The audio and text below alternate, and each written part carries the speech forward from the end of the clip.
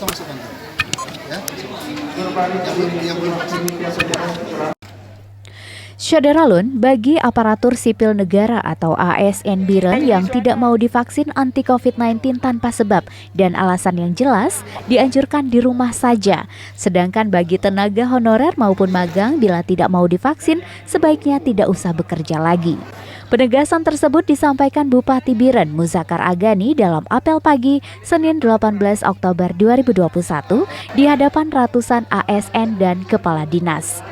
Hal ini mempertegas kembali instruksi lama tertanggal 6 Juni 2021 lalu tentang percepatan pelaksanaan vaksinasi bagi ASN dan keluarga serta menerapkan protokol kesehatan untuk pengendalian COVID-19 di Biren. Usai apel bersama, Asisten 3 Setdakap Biren Dailami mengumumkan bagi ASN yang sudah divaksin segera berbaris di sebelah timur, sedangkan bagi ASN yang belum divaksin berbaris sebelah barat. Masing-masing dinas mengabsen para pegawainya untuk menunjukkan sertifikat vaksin, baik yang sudah dicetak khusus maupun berupa surat bukti sudah divaksin.